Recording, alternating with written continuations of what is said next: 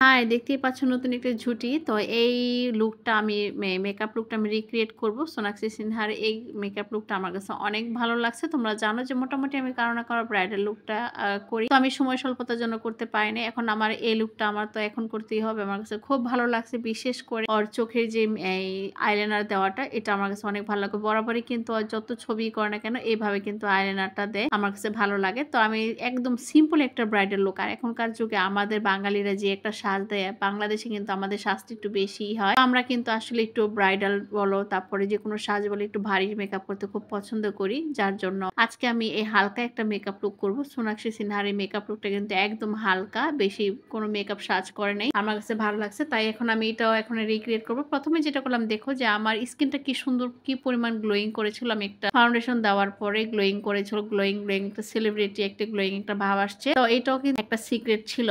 তো যাই হোক, এখন আমি একটু কনসিলার দিয়ে নিলাম আন্ডার আইতে। একদম হালকা অল্প অল্প প্রোডাক্ট আমি এখানে ইউজ করতেছি, যেহেতু ওর কিন্তু একদম অল্প অল্প প্রোডাক্ট ইউজ করা হয়েছে। একদম মানে ন্যাচারাল একটা যে একটা মেকআপ বলো সেটাই কিন্তু ওকে করা হয়েছে। এখন যেটা করতে হবে, একটু ব্রাউনজার দিয়ে নিলাম। ব্রাউনজার দেওয়ার পরে এখন হালকা করে একটু ব্লাশ অন দিলাম। ওকে দেখলাম একদম হালকা সব সিম্পল সিম্পল দেওয়া হয়েছে। আমার কাছে খুব ভালো লাগছে মেকআপ লুক গুলো, এত এত ভালো লাগে যে সিম্পল লুকই কিন্তু অনেকটা আসলে সুন্দর সাজটা ফুটে ওঠে। তারপর যেটা করলাম, আমি কিন্তু এই অফ ক্যামেরাতে একটু নাকটা সুন্দর করে কন্ট্রোলিং করে ফেললাম, একটু হাইলাইটার দিয়ে ফেললাম। এখন যেটা করতে হবে, শুধু আমি চোখটাকে এখন একটু আইশ্যাডোটা হলো যে দুইটা কালার, একটা হলো একদম ব্রাউন কালার আর একটু হালকা অরেঞ্জ, মানে লাইট অরেঞ্জ যেরকম বলে, এরকম দুইটা মিক্সড করে দেওয়া হয়েছিল।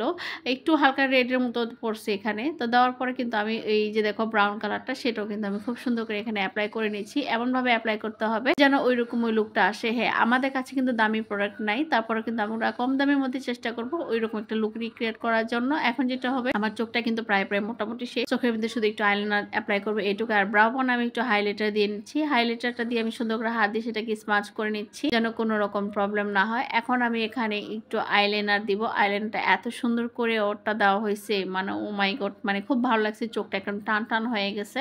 তো আমি ওর মতো করে একটু চোখটাকে একটু লম্বা করে ফেলবো। ওই আইলাইনার যাকে বলে, আমি আমার আউটার ওয়াটার লাইনের যে মাঝামাঝি যে লাইন থেকে আমি একটু টান দিয়ে এটাকে লম্বা করে ফেলবো। দেখতেই পাচ্ছ আমার আইলাইনারটা কিন্তু ওর মতো একটু লম্বা লম্বি করে ফেলছি।